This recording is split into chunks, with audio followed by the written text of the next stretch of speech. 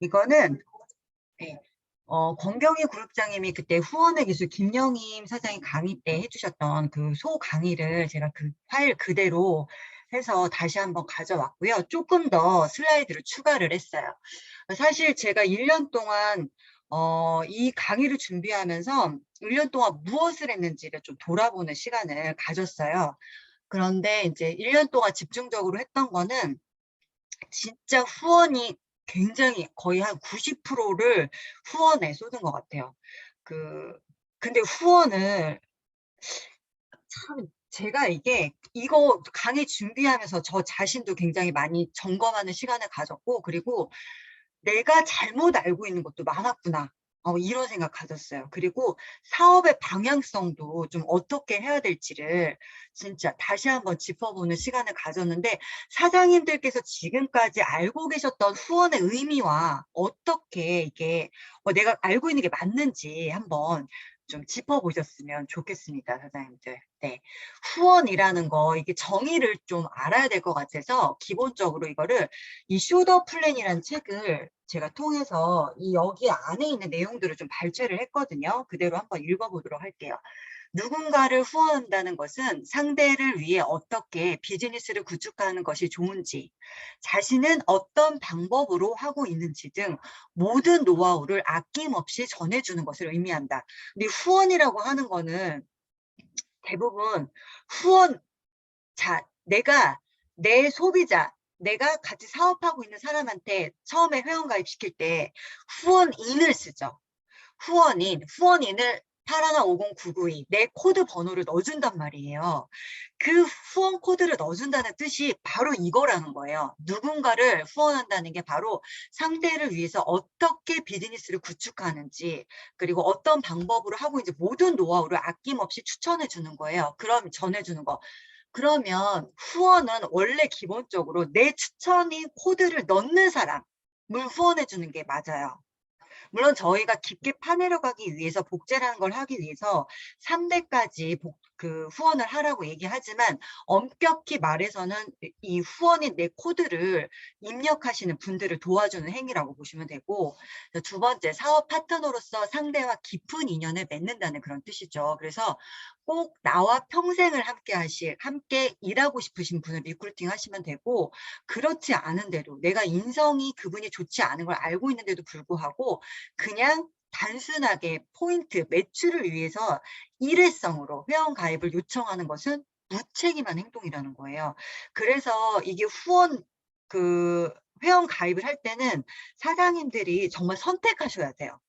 그들도 우리를 선택할 수 있지만 우리도 그들을 선택할 수 있는 거예요. 내가 평생 후원할 사람을 사장님들이 선택한다라고 보시면 되고요. 그다음에 당신을 믿고 가입한 사람의 비즈니스를 구축하기 위해서 진심으로 도움을 주셔야 돼요. 사실은 저는 이 후원의 내용은 이 일장에 다 모든 게 다 포함되어 있다라고 생각을 하고 지금 좀 길게 설명을 드리는데, 계속해서 강조해도 지나치지 않을 만큼 진심으로 도움을 주어야 된다는 거죠. 네.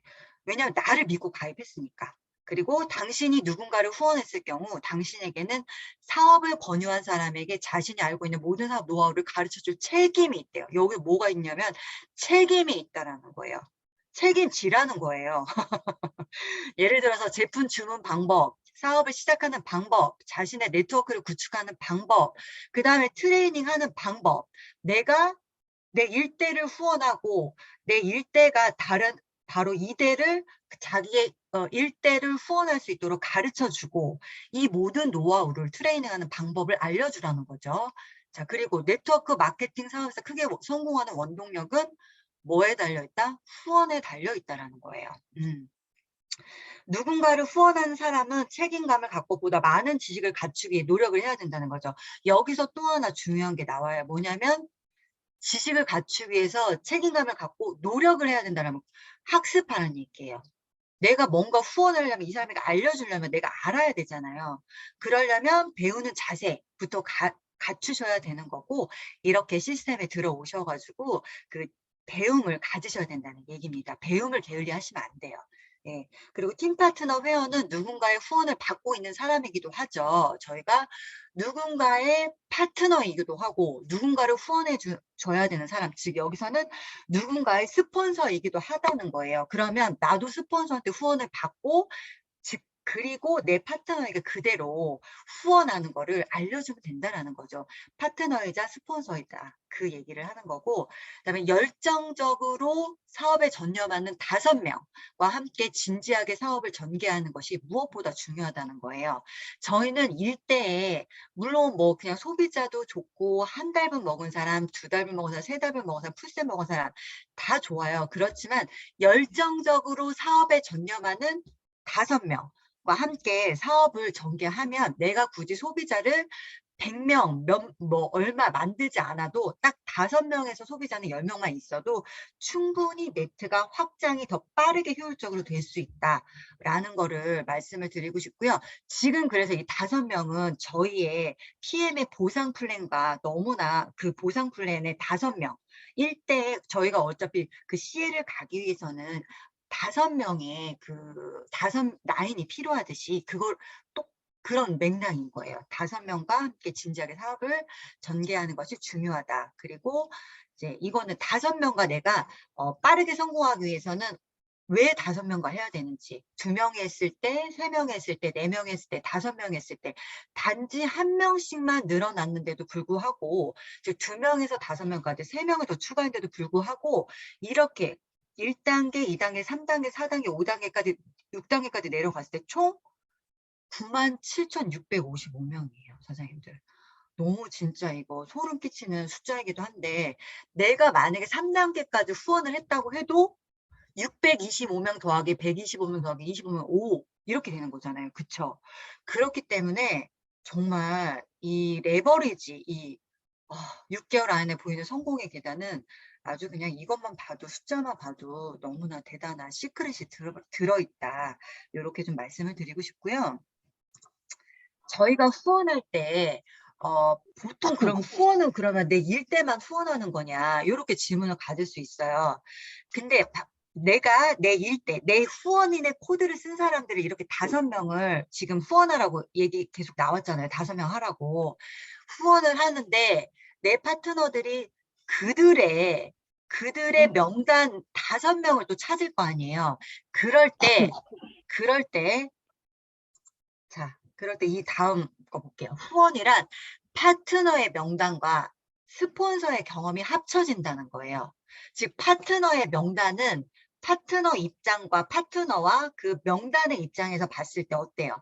지인의 관계이죠. 너무나 그동안 이 사람이 가깝게 지내왔기 때문에 이분이 네트워크에서 전문가가 아니라는 거를 그는 알고 있어요. 내 파트너의 명단은. 그렇기 때문에 어떻게 해야 돼요?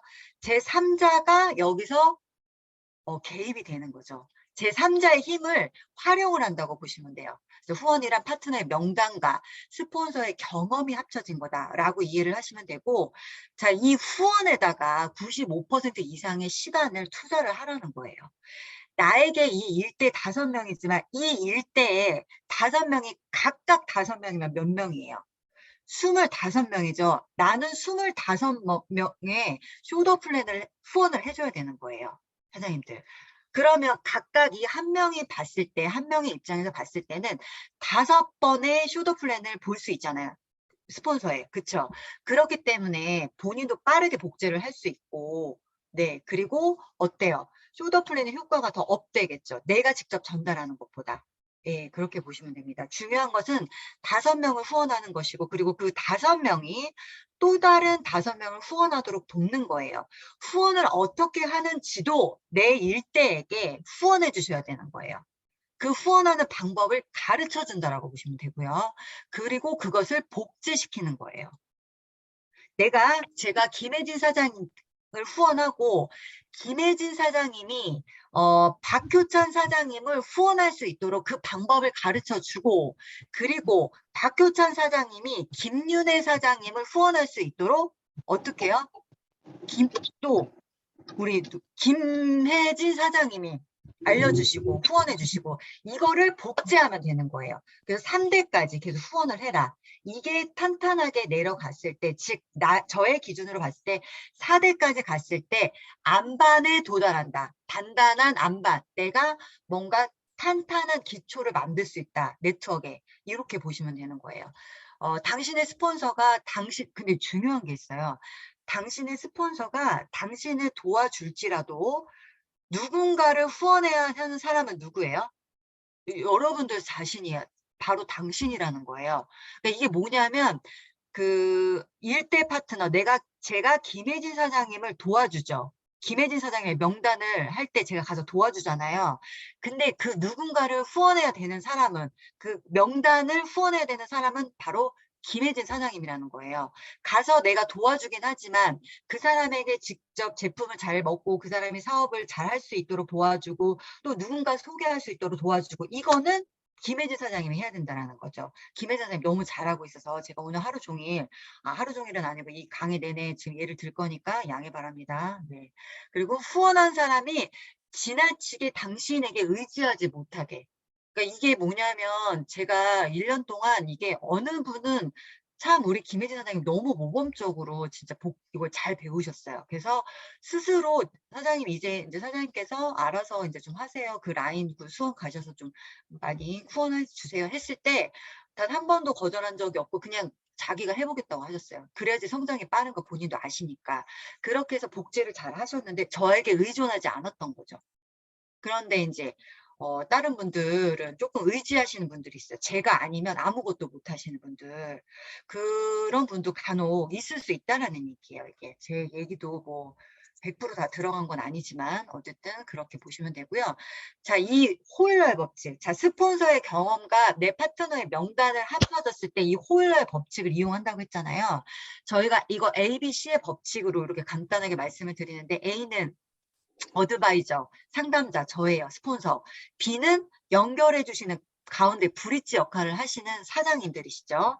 여기서 제가 김혜진 사장님을 또 예를 들게요. 제가 A가 되는 거고 김혜진 사장님이 B가 되는 거고 김혜진 사장님의 명단, 클라이언트, 그게 바로 C가 되는 거예요. 명단이. 그러면은 B는 클라이언트에 대해서 저에게 소개를 시켜주셔야겠죠. 그쵸. 그 김혜진 사장님은 그리고 저는 그리고 김혜진 사장님은 저에 대해서 우리 클라이언트 자기 명단에게 저를 프로모션을 해줘야 돼요.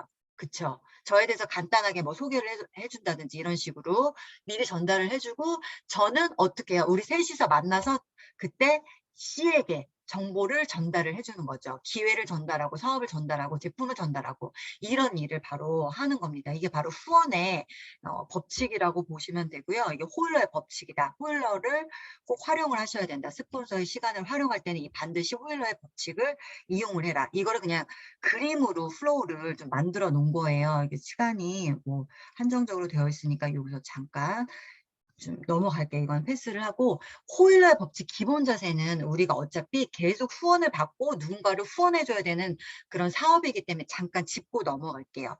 B의 자세. 자, 김혜진 사장님의 자세예요. 미팅 요청 전에 그 명단, 클라이언트의 나이나 직업, 니즈, 이 사람이 어디에 관심이 있는지 그리고 네트워크 마케팅에 대해서 흑색을 끼고 있는지 아니면 제대로 알고 있는지 인지도 그 다음에 그의 궁금증을 저한테 전달을 해줘야 돼요. 미리 미팅 전에. 그래야지 저도 스폰서도 어떻게 해요? 그분에 대해서 정보를 파악하고 미리 준비를 할 거 아니에요.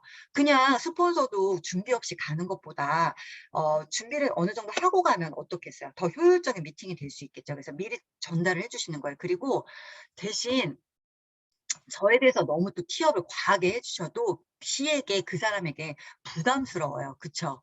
장점이 그냥 자연스럽게 티업이 되면 부각이 되면 되고 이지원 사장님은 저를 티업할 때 보통 이렇게 하더라고요. 뭐 건강에 관심이 많으시고 조금 만나보면은 도움이 많이 되실 거다. 이렇게 얘기를 자연스럽게 막 한다고 해요. 그렇게 하고 그리고 이게 티업이 잘 안 나오신 분들 있죠. 스폰서에 대해서. 그런 분들은 조금 겸손한 마음을 가지시고 스폰서가 자기 마음에 다 충족되진 않을 거예요. 다 사람이니까. 그런데 눈높이도 다르고 그런데 그래도 그의 장점을 하나를 찾아내세요.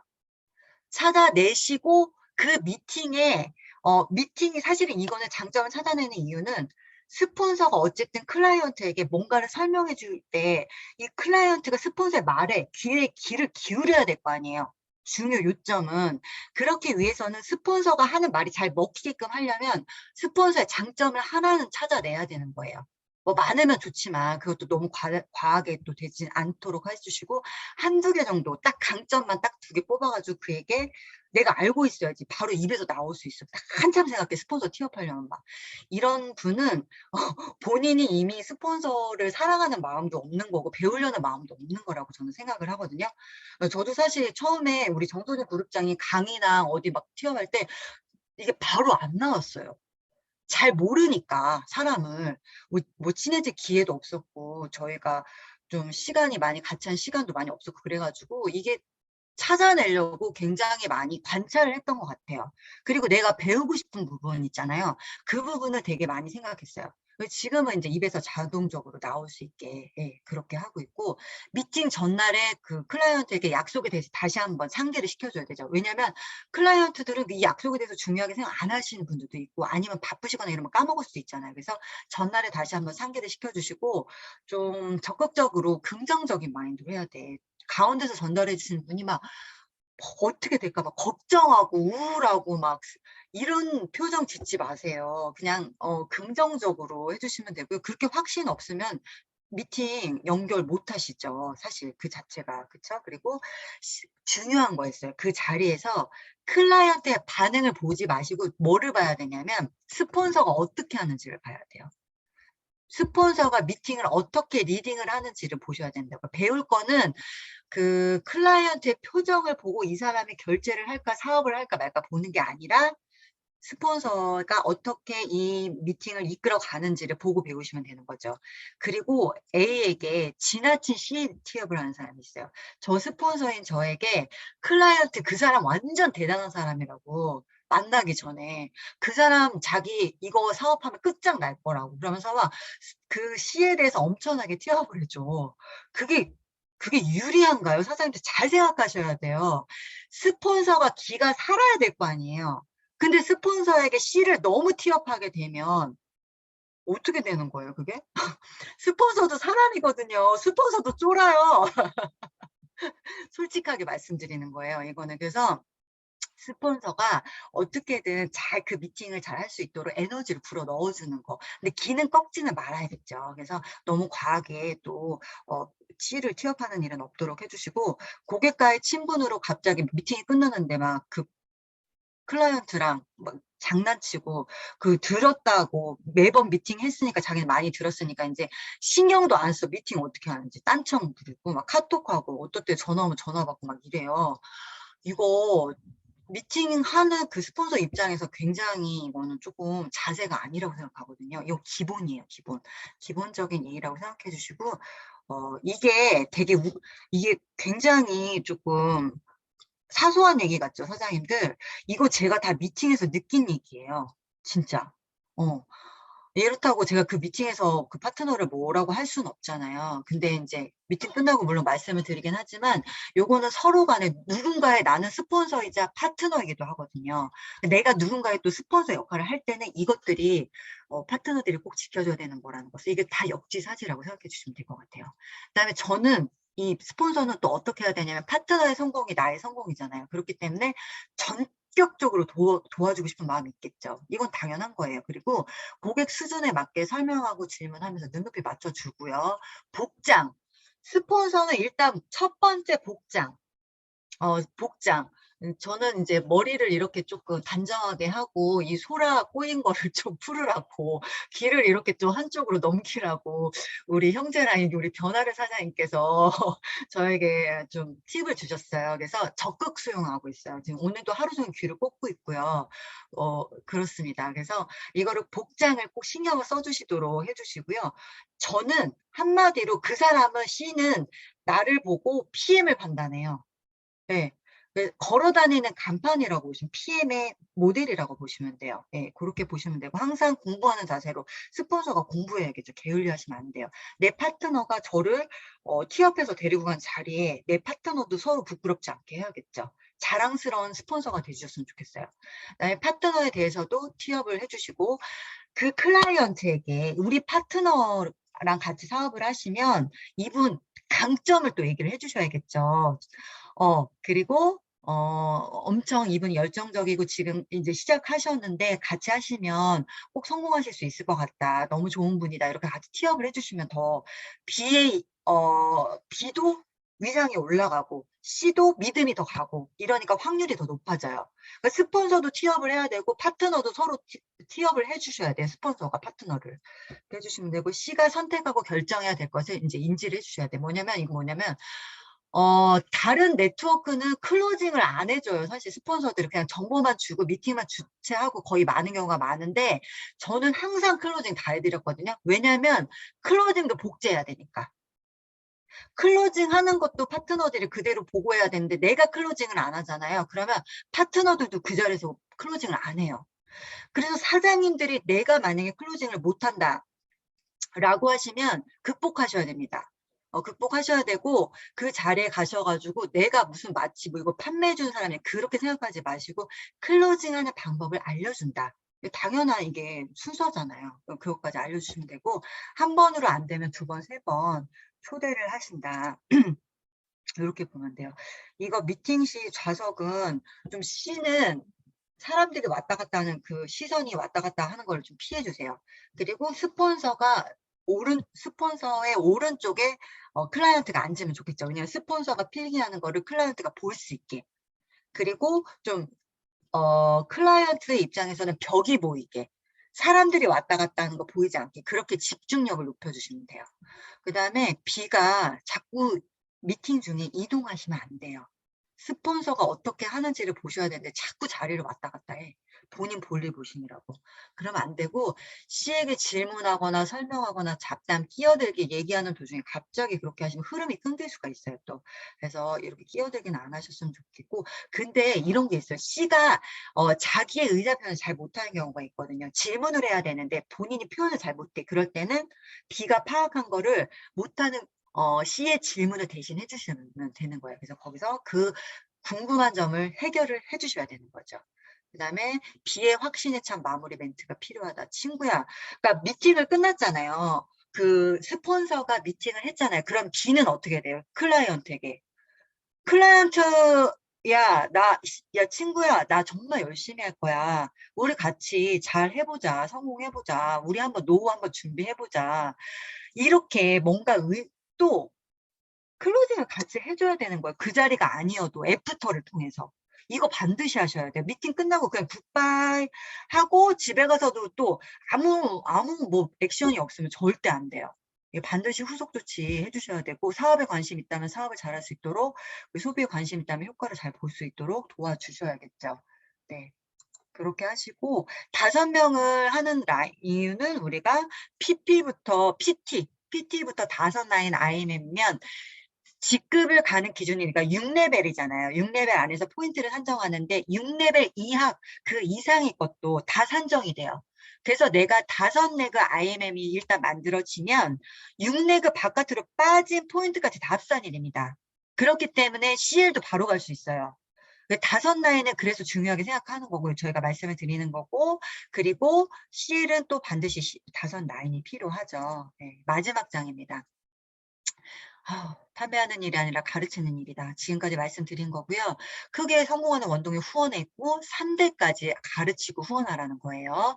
PM 사업은 포기가 실패다. 몇 개월이 지나도 성과가 없다면 다시 시작하라. 열심히 하겠다고 결심하는 그때가 바로 성공이다. 이거 중요해요. 눈앞에 횃불을 지켜주는 것보다 엉덩이에 촛불을 갖다 대는 거. 이게 뭐냐면 그 사람을 계속 우리 뭐 후원한다고 하는 것보다 내 파트너가 일대를 찾을 수 있도록, 아까 그 후원하는 거 있죠. 스폰서의 경험과 파트너의 명단이 합쳐져서 후원하는 거라고 했잖아요. 그 일대를 찾을 수 있도록 엉덩이에 촛불을 갖다 대는 거예요. 파트너가 생기면 내 움직이지 않던 그도 움직이게 되어 있어요. 그래서 이게 바로 위로 향하는 열정이라고 이제 쇼더 플랜은 나와 있는데, 이게 되게 중요하다는 거예요. 내 파트너가 그 파트너를 찾도록 해주는 거. 이게 바로 위로 지속되는 열정이다. 냄비 같은 열정이 아니라 그거라는 걸 말씀을 드리고 복장, 명단 작성, 브리핑 혼자 할 수 있으셔야 되고 브리핑 하셔야 되잖아요. 그쵸? 우리가 사업 설명할 수 있어야 돼요. 함께하는 사업인 거 이미 너무 많이 알고 계시죠? 그리고 스폰서 시간을 잘 활용하셔라. 지금까지 말씀드렸던 호일러 법칙입니다. 그리고 목표 설정, 이건 공경희 사장님이 말씀하신 내용 그냥 제가 넣은 건데 다시는 오지 않은 3년에서 5년이라는 기회에 사실 올해 작년에 시작하신 분하고 올해 시작하신 분하고 10배 속도가 또 차이가 난다고 하더라고요. 그런데 올해와 내년은 또 다릅니다. 정말. 그렇기 때문에 올해 굉장히 집중하셔야 되고요. 한 명도 거르지 마시고 모두 전달하는 거 저부터 명심하고 전달하도록 하겠습니다. 그리고 글로벌 사업이라는 거 꼭 잊지 마시고 내가 아는 사람이 글로벌이 없더라도 혹시 누구 없는지도 지인 주변한테 계속 물어보셔야 됩니다. 계속해서 찾는 행위 하셔야 되고요. 성공하기 위해 반드시 해야 할 일 4가지 있어요. 이거 제품 애용, 비즈니스, 제품 애용은 우리가 다 하고 있는 거고 비즈니스 배우기와 전달하기 배우셔야 돼요. 그리고 전달하셔야겠죠. 이게 안 되시면 후원하시면 안 되는 거예요, 사장님들. 그러니까 책임감을 갖고 하시고요. 그다음에 후원하시고 후원받은 사람에게 후원 방법을 또 가르쳐 주시면 되는 겁니다. 저희는 이 4가지만 제대로 하면 모두 다 성공할 수 있습니다. 네, 좀 도움이 되셨으면 좋겠고 후원이란 어떤 것인지 내가 이걸 하면 네트워크에서 정말 성공할 수 있는 건지 이 시간을 통해서 정확하게 아시는 기회가 되셨으면 좋겠습니다. 감사합니다.